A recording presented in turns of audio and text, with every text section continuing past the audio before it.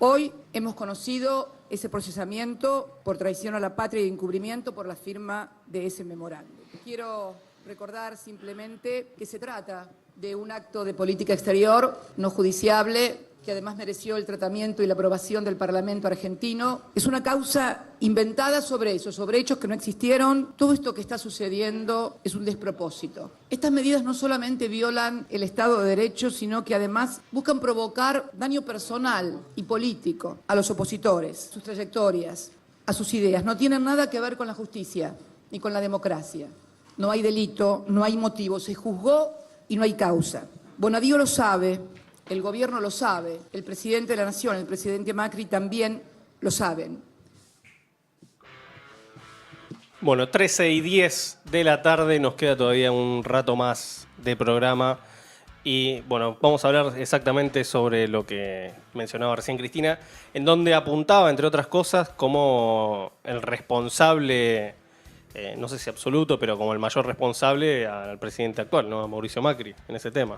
Sí, sobre todo de esta escalada que en realidad si uno empieza a buscar los primeros antecedentes tienen que ver, por ejemplo, con la detención de Milagro Sala, ¿no? En Jujuy. Y luego otro de los casos quizás más conocido fue el de Julio De Vido, ¿no?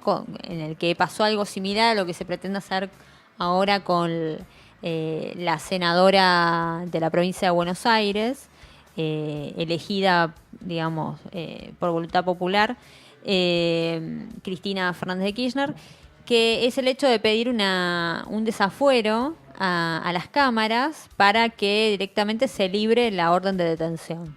Es muy, digamos, paradójico porque lo que ocurre en todos estos casos es que, según lo que tiene que ver con el derecho procesal y las instancias que por las que siguen las investigaciones de las causas, es como que no hay un correlato de acuerdo a lo que plantea la ley, sino que, digamos, se observa con mucha nitidez cuál es la distinción entre, o sea, es como que no somos iguales ante la ley, en realidad depende un poco más de las cercanías o de los contactos en el interior del Poder Judicial que la cuestión del delito en sí. Bueno, por algo a la Cámara, digamos, donde está Bonadío, le dicen la embajada, porque no rige el derecho penal argentino, digamos, ahí.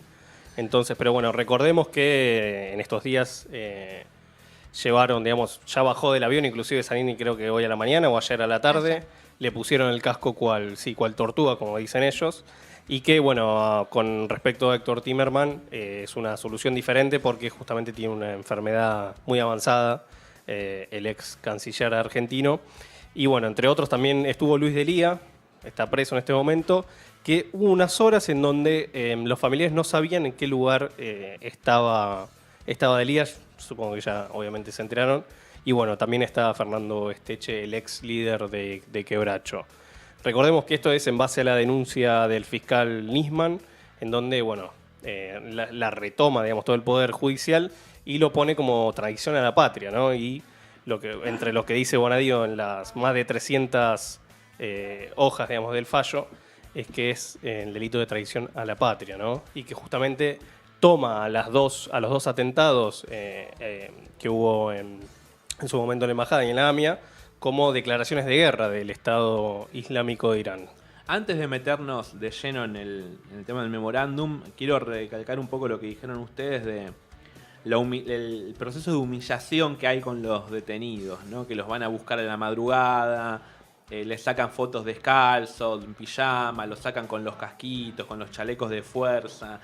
Me hace acordar, salvando las distancias, a lo que hacía el gobierno de Fujimori en Perú con los de Sendero Luminoso, que los metía en jaulas con trajes a rayas y los mostraba enjaulados. Era más extremo, ¿no es cierto?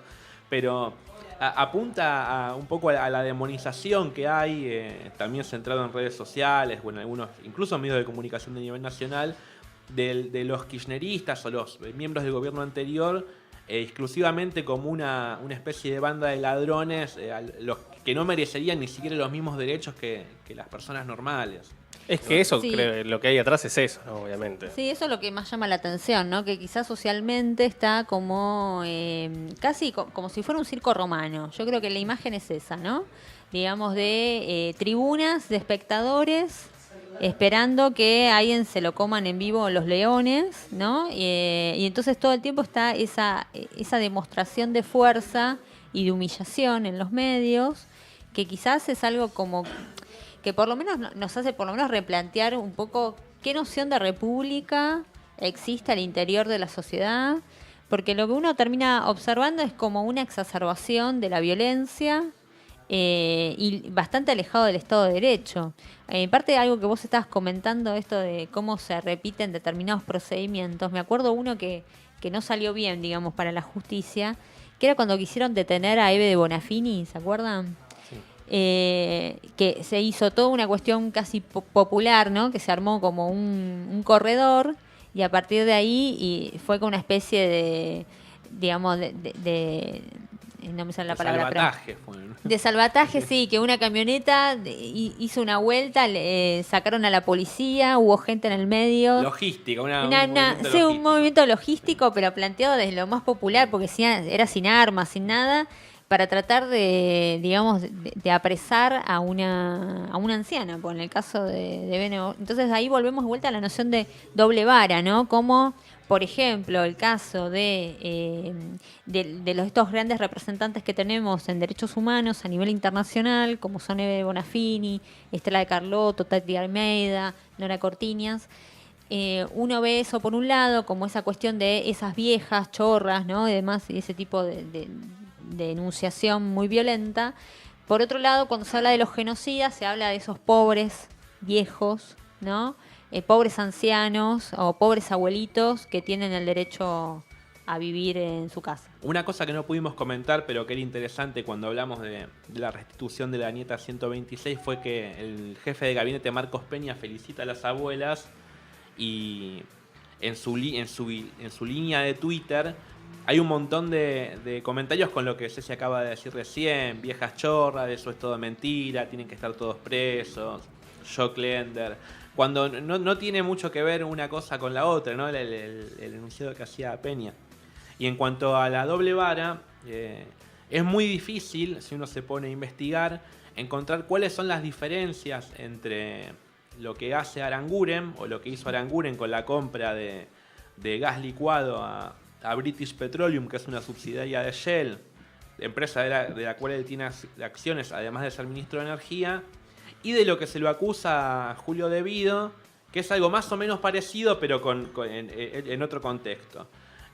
¿Cómo puede ser que De Vido, ahora siendo diputado, tenía poder como para interceder en la investigación y no lo tiene Aranguren? Eso no hay forma de explicarlo. Bueno, pues justamente el magistrado, digamos, de la Sala 2 de la Cámara Federal, que es Martín Irunzur, ahora se habla de la doctrina Irunzur, que justamente se pide prisión preventiva cuando hay, bueno, posibles vínculos que pueden entorpecer la investigación o que haya peligro de fuga. Estas serían las dos variantes por las cuales se puede dictar, digamos, la prisión preventiva. Ahora, lo que dice Irunzur es que por haber transitado, digamos, dentro del Poder Ejecutivo, se pueden haber llegado a formar diversas conexiones, las cuales tienen la posibilidad de quizás entorpecer la investigación. Esto se da a partir de lo que fue con Julio De Vido, como bien nombrabas recién, y que fue el puntapié inicial para, bueno, llegar hasta el día de hoy con Bonadío. Esto fue esencial, digamos, para que haya pedido Bonadío el desafuero de Cristina Fernández de Kirchner y también la prisión preventiva para ella también. Claro, pero es una cosa muy, muy extraña, ¿no? Porque esto de definir de alguna manera si existen o no condiciones ambiguo, de sí. vínculos reales con potencialidad de encubrir una investigación, en estos casos de investigaciones que vienen hace unos cuantos años ya, y al mismo tiempo uno recibe a través de los medios de comunicación la noción de que, bueno, el kirchnerismo está acabado, ¿no? O el caso de Cristina, bueno, Cristina está sola, no tiene más poder, o no va a tener fuerza en el Senado, cosa con la que yo concuerdo. Entonces, a pesar de eso, sin embargo, se sigue diciendo que, bueno, tienen o mantienen algún tipo de vínculos por los cuales tienen que estar presos por las dudas, ¿no? Pero a mí me parece que ahí hay una cuestión todavía un poco más difícil, que es en términos institucionales.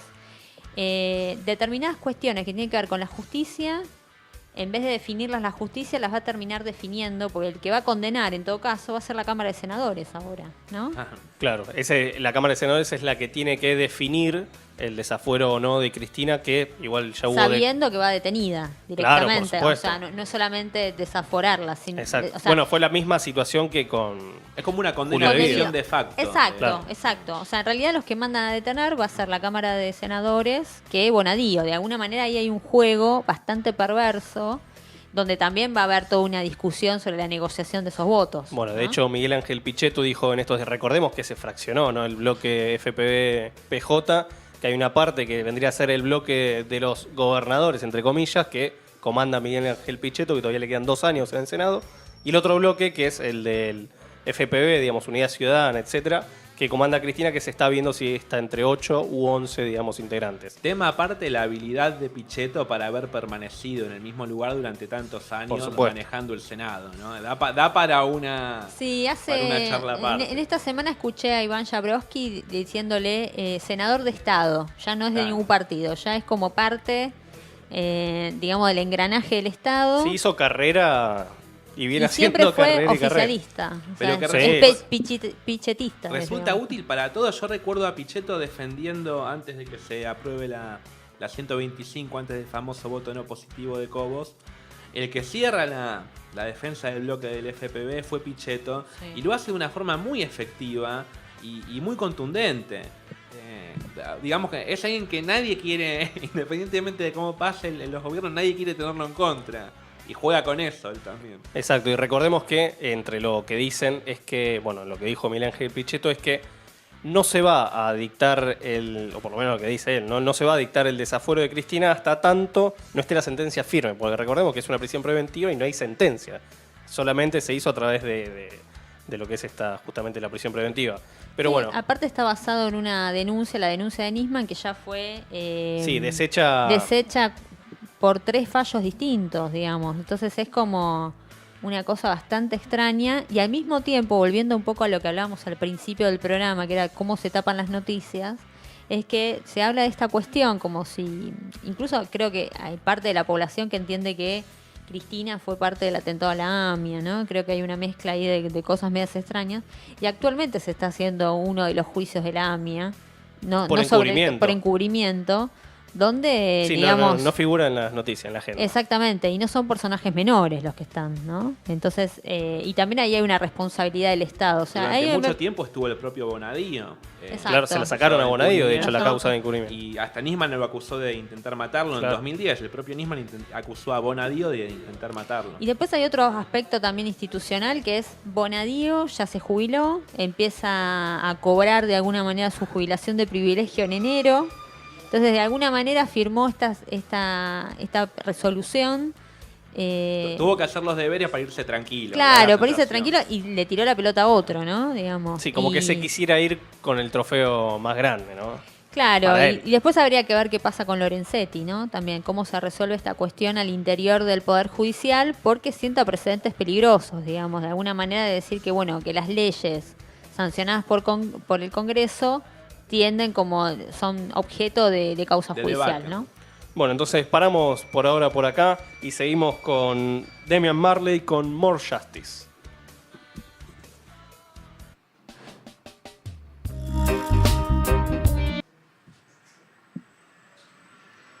Bueno, y volvemos entonces a Todos a la Cueva. Estamos ahora en comunicación con Graciana Peñafort. Buenas noches, Graciana, te saluda Lautaro Pérez de Todos a la Cueva, Cecilia ¿Cómo Beatriz está? Díaz Buenos días. y Emiliano Delucci. Hola. Hola. ¿me escuchás? Hola, Graciana. Sí, yo los escucho perfecto. Ah, perfecto, perfecto. Bueno, queremos hablar con vos sobre todo lo que está pasando, digamos, en esta situación de lo que fue El pedido de Bonadío, Claro, ¿no? De exactamente. detención a Cristina Fernández de Kirchner. Sí, una sentencia arbitraria, no hay mucho más que discutir, con el agravante de las detenciones tremendas y arbitrarias que también ordenó. Claro, vos entendés esto como también una, digamos, escalada, ¿no? Que estamos recién Empezó- hablando, con Empezó Milagro. Con Milagro y continúa y no sabemos cuándo va a parar. Y en medio estamos todos en riesgo, nuestras libertades están en riesgo. El Poder Judicial es una herramienta de expresión política. No hay Estado de Derecho. No. A ver, no resiste mucho más análisis. Yo, la verdad que estoy como bastante fastidiada, pero por la situación de tener que explicar cosas que parecían del 83 a esta parte, obvias. Sí, contanos, con respecto a la estrategia, digamos, de defensa, ¿tienen pensado recurrir a tribunales ya lo hemos internacionales? adelantado, vamos a ir a la Comisión Interamericana para luego poder concurrir a la Corte Interamericana que exige el previo pase por la Comisión. Y vamos además a apelar solo lo que refiere a las medidas de restricción de la libertad de las dos personas que están siendo, toda vez que lo único que queremos es que este juicio se eleve rápido a un procedimiento oral y público que además queremos que sea televisado. Estamos hartos de que una discusión tan injusta se dé además tras bambalinas con jueces que hacen cualquier cosa. ¿Y esto queremos que rápidamente se discuta en un juicio oral. Claro, ¿y cuánto puede llegar a tardar, digamos, esto de que se dé la autorización? Siempre depende de la voluntad caprichosa del Poder Judicial. Nosotros vamos a agotar las instancias para que sea lo más rápido posible, porque además nosotros estamos convencidos que va a resultar en una sentencia absolutoria y queremos que la misma llegue cuando Héctor Timerman todavía esté vivo. Una consulta, ¿cuál es la situación, digamos, de Bonadío en el sentido de que se jubiló para...? No, él puede sacar la jubilación y suspender su cobro mientras siga siendo juez. Lo único que ha hecho el doctor Bonadío es asegurarse que si esta medida horrorosa que tomó le trajera consecuencias, le basta simplemente decir ya estoy jubilado e irse para escaparse a un juicio político. Exacto. Clarísimo. Bueno, en cuanto a la posición de Lorenzetti, ¿se espera algún tipo de posicionamiento por parte de la Corte Suprema? No, yo no puedo saber qué es lo que va a hacer la Corte, no puedo adivinarlo. Sí puedo decirte que a todo lo largo de este proceso, tanto las cámaras de apelación, la de casación y la Corte Suprema han hecho la vista muy gorda y de mucho descuido respecto a las arbitrariedades que lleva adelante Bonadío. Con lo cual yo no tengo mucho más que esperar de ninguna instancia del Poder Judicial. Bien, bueno, agradecemos este contacto, Graciana. No, por favor, perdón la prisa. No, por favor, Graciana. es entendible. Listo. Hasta luego. Un abrazo, cuídense. Bueno, estábamos en comunicación con Graciana Peñafort, sabemos que está, la están llamando de todos lados, me imagino, en este momento. Así que, bueno, nosotros continuamos entonces por acá.